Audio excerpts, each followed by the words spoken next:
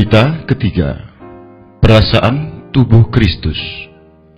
Pembacaan Alkitab, Roma pasal 12 ayat 3 sampai dengan 5. Berdasarkan kasih karunia yang dianugerahkan kepadaku, aku berkata kepada setiap orang di antara kamu, janganlah kamu memikirkan hal-hal yang lebih tinggi daripada yang patut kamu pikirkan, tetapi hendaklah kamu berpikir begitu rupa, sehingga kamu menguasai diri menurut ukuran iman yang dikaruniakan Allah kepada kamu masing-masing. Sebab, sama seperti pada satu tubuh, kita mempunyai banyak anggota, tetapi tidak semua anggota itu mempunyai tugas yang sama. Demikian juga kita, walaupun banyak, adalah satu tubuh di dalam Kristus, tetapi kita masing-masing adalah anggota yang seorang terhadap yang lain. 1 Korintus pasal 12 ayat 25. Supaya jangan terjadi perpecahan dalam tubuh, tetapi supaya anggota-anggota yang berbeda itu saling memperhatikan. Efesus pasal 4 ayat 12 sampai dengan 13 dan ayat 15 sampai dengan 16. Untuk memperlengkapi orang-orang kudus bagi pekerjaan pelayanan, bagi pembangunan tubuh Kristus, sampai kita semua telah mencapai kesatuan iman dan pengetahuan yang benar tentang anak Allah, kedewasaan penuh dan tingkat pertumbuhan yang sesuai dengan kepenuhan Kristus. Tetapi dengan teguh berpegang kepada kebenaran, di dalam kasih kita bertumbuh di dalam segala hal ke arah Dia, Kristus, yang adalah kepala. Daripadanya lah seluruh tubuh yang rapih tersusun dan diikat menjadi satu oleh pelayanan semua bagiannya, sesuai dengan kadar pekerjaan tiap-tiap anggota, menerima pertumbuhannya dan membangun dirinya dalam kasih. Dalam pembicaraan yang berjudul Hayat dan Perasaan, kita sudah melihat bahwa perasaan itu menyatakan hayat. Dalam berita ini, kita akan meninjau sekilas apakah yang disebut dengan perasaan tubuh Kristus. Mengasihi saudara. Terlebih dulu kita meninjau dari aspek kasih.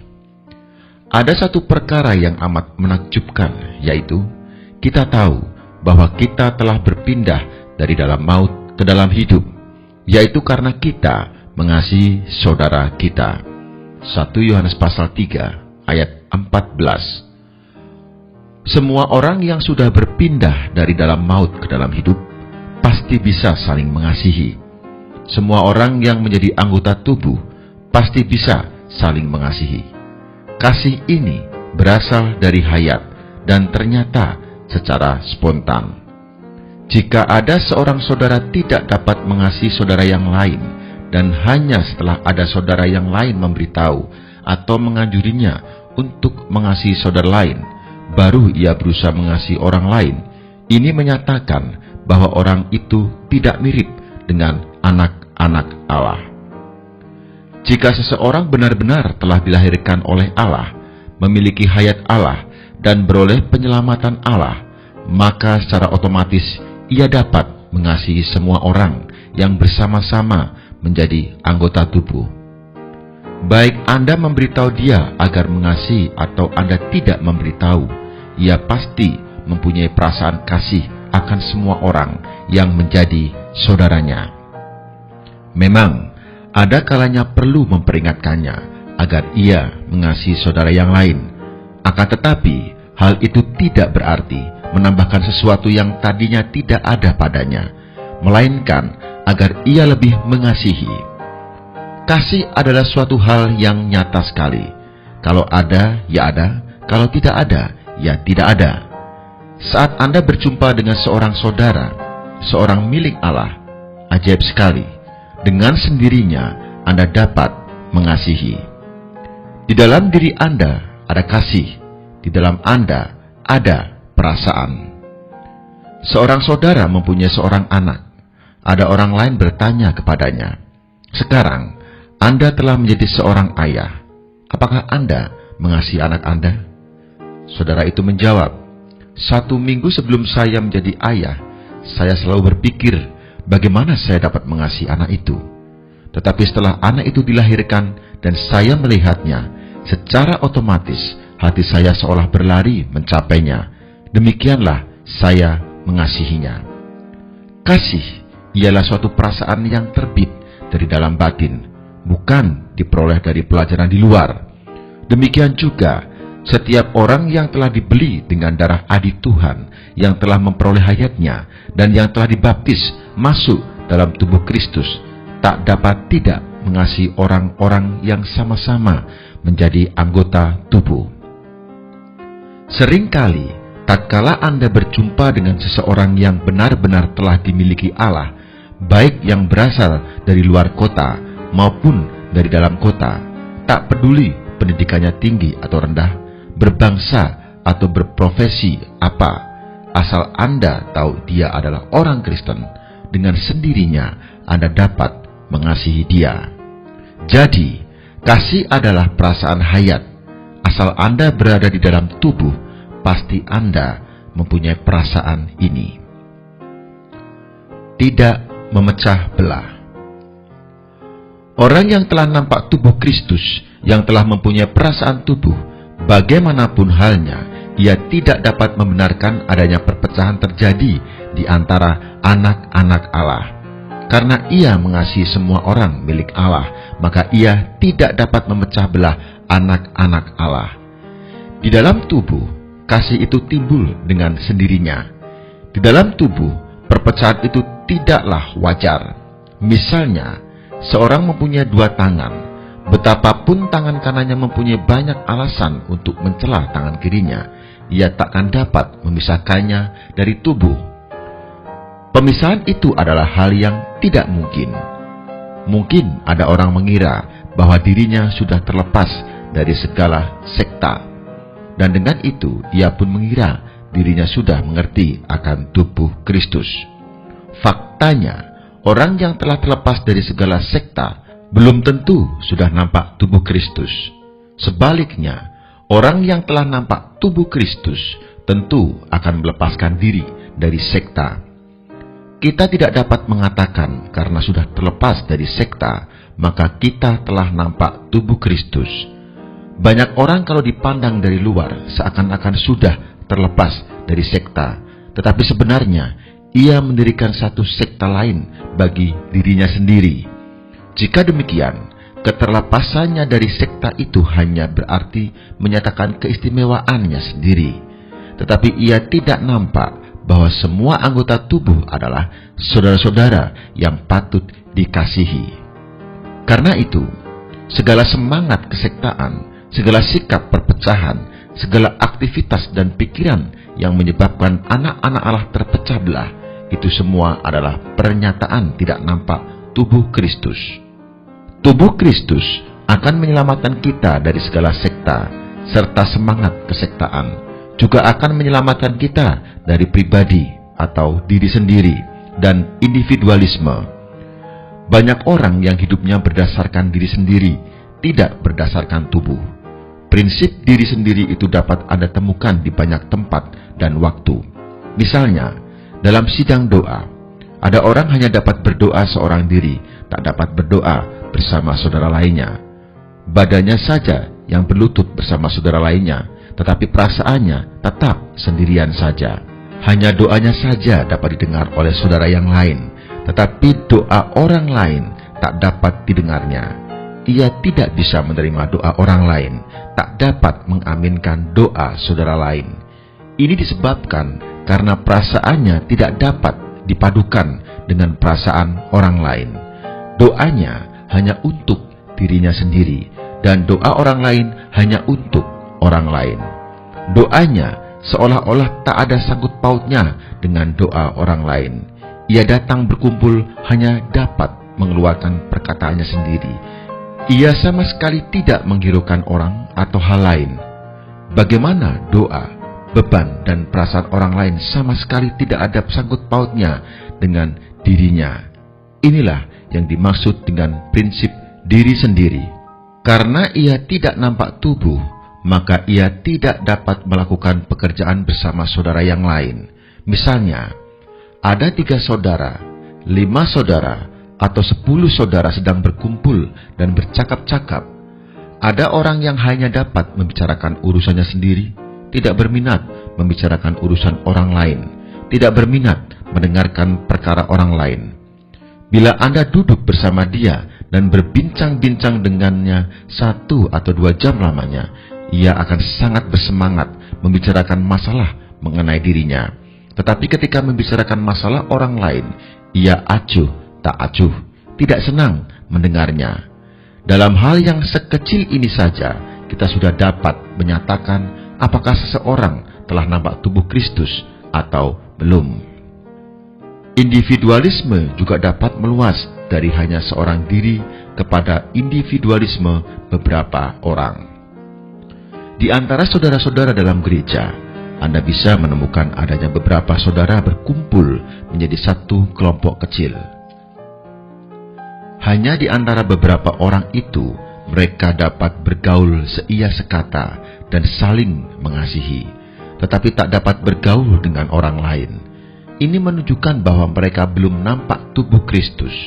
Tubuh Kristus hanya ada 1, tidak bisa lebih dari 1. Jika seseorang telah nampak tubuh Kristus, niscaya ia tak dapat mendirikan sekta macam apapun dan perasaannya akan menyalahkan segala perlakuan tersebut. Jika Anda telah nampak tubuh Kristus dan Anda ingin melakukan hal-hal yang individualisme, baik secara pribadi maupun secara kelompok, niscaya perasaan tubuh ini akan menimbulkan perasaan bahwa bertindak begitu tidaklah benar, sehingga Anda tidak berani bergerak lagi. Ketika Anda secara pribadi atau berkelompok ingin melakukan suatu aktivitas, perasaan tubuh tidak akan selaras dengan saudara-saudari lainnya, dan perasaan tubuh ini tidak akan membiarkan Anda lewat. Seolah-olah ada suatu barang yang menahan Anda, seolah-olah ada yang berkata, bahkan menegur dan menyalahkan Anda. Perasaan yang timbul dari hayat itu dapat membuat kita terlepas dari perpecahan. Terlepas dari pekerjaan yang individualistis. Jika kita mempunyai perasaan tubuh, kita akan segera melihat kesatuan tubuh.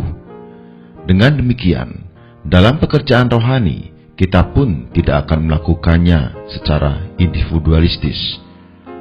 Orang yang ingin mempunyai bagian dalam pekerjaan Tuhan harus membereskan masalah ini. Pekerjaan pribadi. Ada orang beranggapan bahwa semua pekerjaan harus ditangani olehnya. Tanpa dia, semuanya seakan-akan tidak beres. Ia juga menganggap bahwa apa yang dikerjakan oleh dirinya sendiri sangat bernilai rohani. Yang dikerjakan oleh orang lain tidak bernilai rohani. Kalau khotbahnya sendiri tidak membuahkan hasil, ia merasa sayang. Tetapi jika khotbah orang lain membuahkan hasil, ia merasa ada suatu keanehan.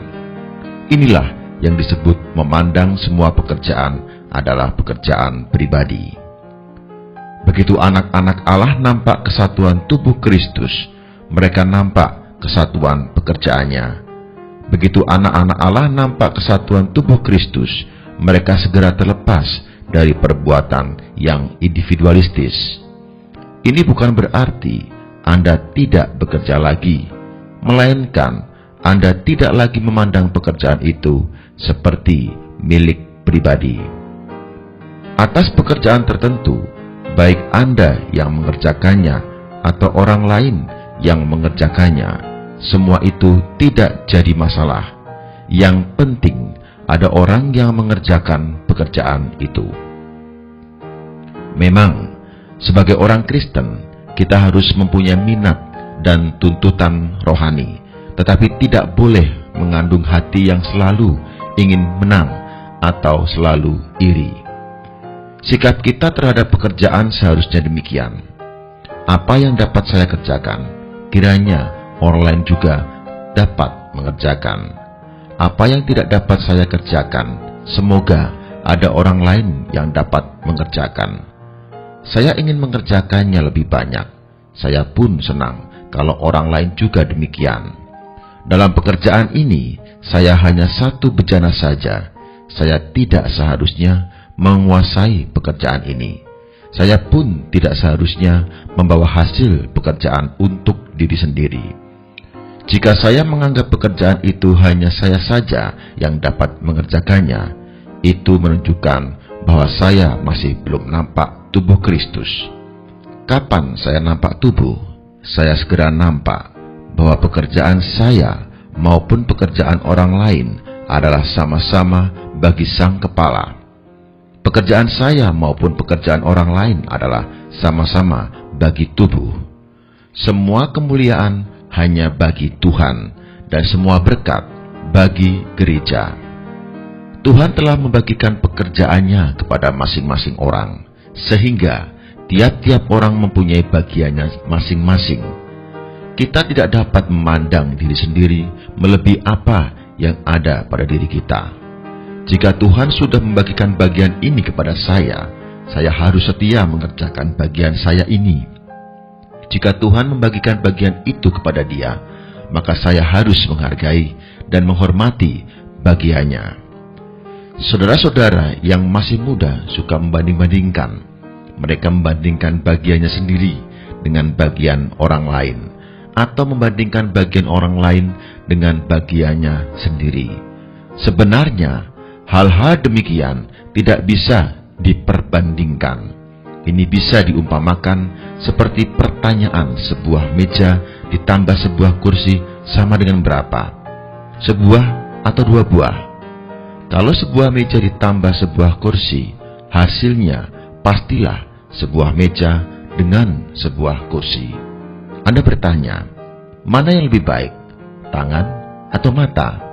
Kita hanya dapat menjawab, baik tangan maupun mata, keduanya sama baik. Orang yang telah nampak tubuh tentu akan nampak bahwa tiap-tiap anggota mempunyai fungsinya masing-masing, dan akan nampak bahwa diri sendiri hanyalah salah satu dari anggota tubuh itu. Dengan demikian, ia tidak akan menonjolkan diri sendiri dan memperbandingkan diri dengan orang lain, apalagi berebut kedudukan orang lain. Seorang Kristen yang telah nampak tubuh pasti tidak akan menyombongkan diri sendiri dan tidak akan iri hati. Karena tubuh itu satu, maka pekerjaan yang dikerjakan oleh Anda sendiri atau orang lain adalah sama saja, tidak ada bedanya.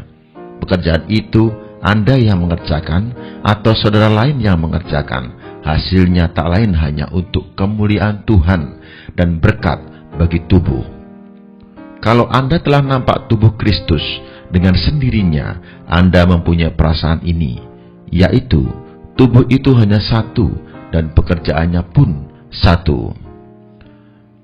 Nampak pentingnya persekutuan. Orang yang telah nampak tubuh dengan sendirinya juga nampak betapa pentingnya persekutuan itu, sehingga ia merasakan setiap aktivitas yang individualistis tidaklah pada tempatnya. Persekutuan itu bukan hanya bergaul lahir yang biasa, lebih-lebih merupakan suatu tuntutan spontan dari hayat tubuh. Umumnya, anak-anak Allah mengira bahwa persekutuan adalah percakapan atau tukar pikiran antara saudara-saudari di waktu luang. Tetapi, arti persekutuan yang benar ialah saya nampak bahwa saya sendirian tidak berdaya apa-apa. Karena itu, dalam segala perkara, saya perlu bekerja bersama saudara-saudara lainnya. Saya perlu bekerja bersama tubuh. Memang, banyak perkara yang tidak dapat saya bawa ke hadapan semua saudara dalam gereja, tetapi saya bisa melakukannya berdasarkan prinsip tubuh, yaitu bekerja bersama 2 atau 3 saudara. Seringkali, dalam hal berdoa, kita harus belajar bersekutu. Dalam menghadapi kesukaran, perlu belajar bersekutu. Mencari kehendak Allah, perlu belajar bersekutu.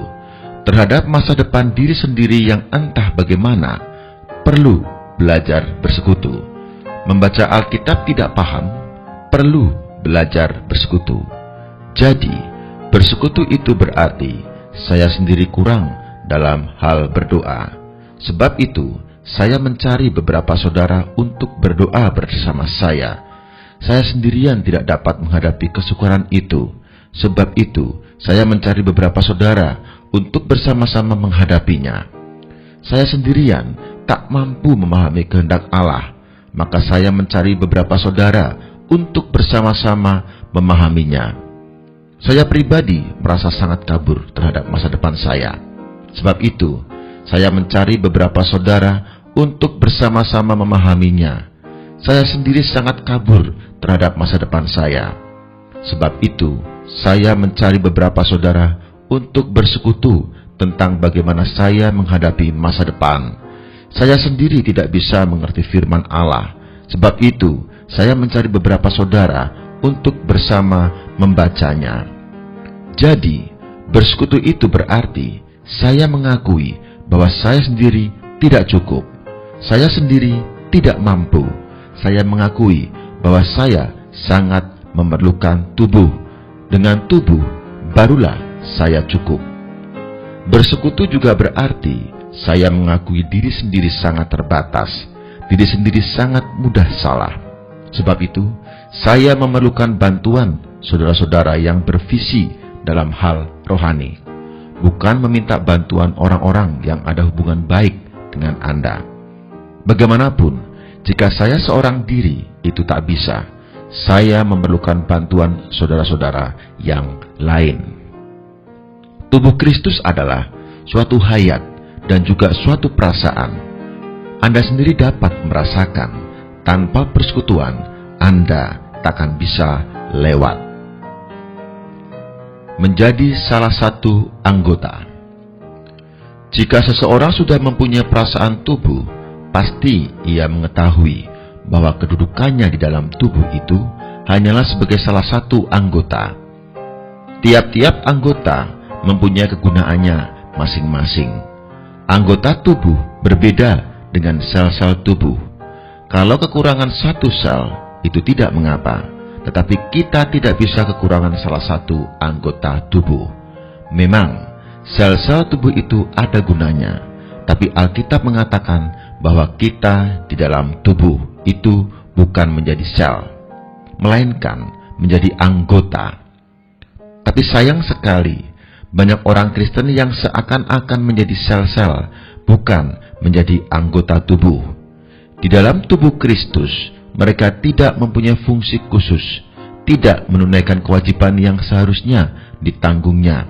Sewaktu berkumpul, seakan-akan ada dia tidak lebih banyak, tak ada pun tidak menjadi kurang.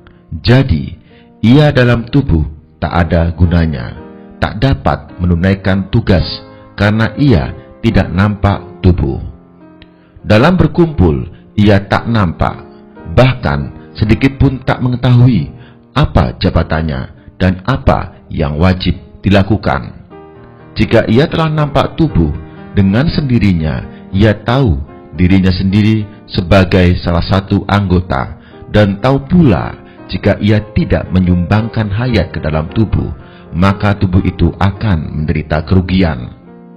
Saudara-saudari, dalam gereja tak boleh ada seorang pun yang menjadi anggota pasif.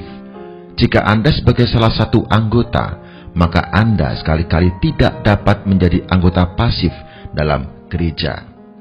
Sebaliknya, jika Anda insaf bahwa Anda adalah satu anggota, Anda harus berdoa. Baik berdoa dengan bersuara maupun tidak. Setidak-tidaknya Anda mesti berdoa, yaitu menyumbangkan hayat ke dalam gereja. Ada juga orang Kristen yang begitu datang ke sidang, lalu bisa menyumbangkan hayat kepada sidang. Meskipun ia tidak berbicara apa-apa, tetapi tiap kali ia hadir, sudahlah sidang itu mendapat bantuannya. Di mana saja ia berada, di situ ada sumbangan hayat, dan di situ pun kematian sudah ditelannya. Kita adalah anggota tubuh, dan kita masing-masing saling beranggota. Karena itu, kita berusaha sedemikian rupa agar tubuh Kristus mendapatkan faedah. bagaimana agar tubuh Kristus memperoleh hayat, bagaimana agar tubuh Kristus memperoleh kekuatan. Di dalam sidang, meskipun kita tidak membuka mulut berbicara, kita dapat secara diam-diam berdoa, menengadah kepada Allah. Inilah perasaan tubuh. Jika Anda telah nampak tubuh, Anda pasti tidak akan menganggap diri Anda itu tidak penting dan tidak mengapa kalau tidak ada Anda. Jika Anda nampak tubuh, Anda akan berkata, "Aku adalah anggota tubuh. Karena itu, aku wajib menunaikan bagianku. Aku harus menyampaikan apa yang harus kusampaikan. Aku harus berdoa." Dalam sidang, aku tidak dapat bertopang dagu saja. Aku harus melakukan apa yang Allah kehendaki untuk kulakukan. Saudara-saudari, jika kita telah nampak tubuh, kita tidak dapat tidak berbuat demikian. Ketika kita melaksanakannya, maka hayat dalam seluruh sidang itu akan menelan segala macam bentuk maut. Seringkali, kekuatan sidang tidak begitu kuat. Ini dikarenakan banyaknya kematian yang tak dapat ditanggung olehnya, dan banyaknya orang yang hanya bertopang dagu saja. Taat pada kekuasaan. Jika Anda nampak tubuh, Anda akan mempunyai satu perasaan bahwa Anda berada di bawah kuasa Sang Kepala. Anda akan merasa semua anak-anak Allah patut dikasihi. Betapa tidak benarnya perpecahan itu. Betapa pentingnya persekutuan, dan Anda sebagai anggota tubuh haruslah menunaikan kewajiban. Semua perasaan itu adalah perasaan tubuh. Begitu pula, jika Anda merasa bahwa Anda berada di dalam tubuh, maka Anda pasti merasa berada di bawah kuasa Sang Kepala. Jadi, merasa berada di dalam tubuh juga merasa berada di bawah Sang Kepala. Seorang yang telah mengenal hayat tubuh Kristus, yang merasa bahwa dirinya adalah salah satu anggota tubuh, pasti juga merasakan kekuasaan kepala. Kita tidak saja harus mematuhi kuasa kepala secara langsung, juga harus mematuhi kuasa kepala yang tidak langsung. Misalnya, telapak tangan saya ini tidak saja berada di bawah kuasa kepala saya, juga berada di bawah kuasa lengan saya. Tatkala lengan saya bergerak, telapak tangan saya pun harus bergerak. Jadi, telapak tangan itu mematuhi kuasa kepala melalui lengan. Orang yang telah nampak tubuh Kristus tentu juga nampak kuasa-kuasa yang Allah dirikan dalam tubuh itu, yang wajib ia taati. Kadangkala, ada seorang saudara menyuruh Anda melakukan sesuatu, tetapi setelah Anda berdoa, Anda merasa bahwa Tuhan tidak menghendaki Anda melakukannya, lalu Anda tidak melakukannya. Anda memiliki sukacita dan merasa sepatutnya lah Anda mendengarkan Allah lebih daripada mendengarkan manusia. Akan tetapi, pernahkah sekali atau beberapa kali ketika Anda tidak menaati saudara tertentu, Anda merasa bahwa hubungan Anda dengan Tuhan ada suatu sekatan? Pernahkah sekali atau beberapa kali Anda merasa bahwa orang ini atau beberapa orang itu adalah orang-orang yang mengenal Tuhan, yang diatur Allah untuk mewakili kuasanya? Jika Anda ada masalah terhadap mereka, Anda merasa seolah-olah telah berdosa kepada Allah. Jika Anda nampak tubuh, jika Anda nampak kuasa kepala, niscaya Anda nampak bahwa di dalam tubuh itu ada seorang atau beberapa orang yang berada di depan Anda, dan mereka harus Anda taati. Anda tidak saja harus nampak kepala, juga harus nampak wakil-wakil kepala yang ditetapkan Allah. Sebab, kalau Anda bermasalah dengan mereka, berarti Anda bermasalah dengan Allah. Saudara-saudari, jika mata kalian dicelikan oleh Tuhan sehingga nampak apakah tubuh, Anda tentu nampak kuasa itu. Lihatlah tubuh manusia. Mengapa tiap-tiap bagiannya bisa begitu selarasnya? Mengapa segenap tubuh itu dapat bersatu demikian baiknya? Itu disebabkan karena di dalam tubuh ada suatu kekuasaan. Jika di atas tubuh tiada kuasa, pasti seluruh tubuh akan kacau balau. Misalnya, perut saya lapar, ingin makan, tetapi mulut saya tidak mau menaatinya, tidak mau makan. Jika demikian, bagaimana akibatnya? Di atas tubuh seseorang, asal ada sebagian saja yang tidak mau menaati kuasa tubuh, tubuh itu pasti akan menderita.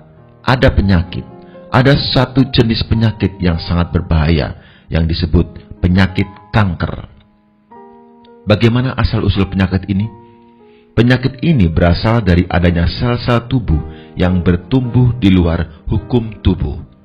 Sebenarnya, tubuh tidak menghendakinya berkembang, tapi sel-sel itu selalu terus berkembang. Dia menyerap untuk diri sendiri banyak gizi dan vitamin yang sangat dibutuhkan tubuh. Dia hanya memperhatikan pertumbuhannya sendiri, tanpa menghiraukan apakah pertumbuhannya itu dikehendaki oleh tubuh atau tidak. Penyakit ini tidak mau menaati kekuasaan tubuh. Dia menuruti kemauannya sendiri. Akibatnya, semakin besar ia bertumbuh, semakin menderitalah tubuh. Bahkan, akhirnya seluruh tubuh dapat dibinasakannya. Karena itu, kekuasaan adalah hukum dari tubuh. Kalau ada yang tidak mau menaati kuasa, ia menyatakan tubuh itu ada penyakitnya. Seseorang yang tidak mengenal kuasa, bagaimana bisa mengatakan mengenal tubuh Kristus? Orang yang mengenal tubuh, sekalipun sedang berkumpul dengan 3 atau 5 saudara, ia dapat mengenal di antara mereka yang menjadi wakil kuasa yang wajib ditaati. Tiap-tiap orang yang mempunyai kuasa yang harus ditaati, seperti halnya jari-jari tangan taat kepada telapak tangan taat kepada lengan, dan lengan taat kepada bahu. Ini sangat wajar dan indah. Jika demikian, meskipun di antara 3 atau 5 orang saja, kita dapat melihat adanya tubuh Kristus. Ada orang Kristen yang berbicara dan bertindak sembarangan, tidak mau mendengarkan perkataan orang lain, seakan-akan dialah yang paling besar, sehingga tidak ada seorang pun yang patut ditaatinya. Ini membuktikan bahwa orang itu tidak pernah terkendali oleh tubuh. Dia tidak pernah tunduk di bawah kuasa kepala. Semoga Allah membelas kasihani orang seperti ini. Kalau kita benar-benar telah ditanggulangi di hadapan Allah, daging kita benar-benar telah ditanggulangi, tulang punggung hayat alamiah kita benar-benar telah terpukul putus oleh Tuhan, maka kita akan nampak bahwa tangan kita tidak bebas lagi, mulut kita tidak begitu leluasa berbicara lagi. Ada tubuh yang mengendalikan kita, dan kita tidak dapat tidak taat pada kuasa yang Allah dirikan. Semoga Allah tidak membiarkan kita berhenti pada teori saja, melainkan bahwa kita mencapai satu taraf sehingga mengenal tubuh Kristus. Kiranya perasaan itu senantiasa mengikuti kita, sehingga kita tidak dapat berbuat apapun menurut kemauan sendiri, dan kita tidak lagi melewati hari demi hari dengan sembarangan saja. Dengan demikian, kita dapat menerima suplaian yang kaya limpah melalui tubuh ini, dan juga menyatakan kesaksian Tuhan di bumi. Amin.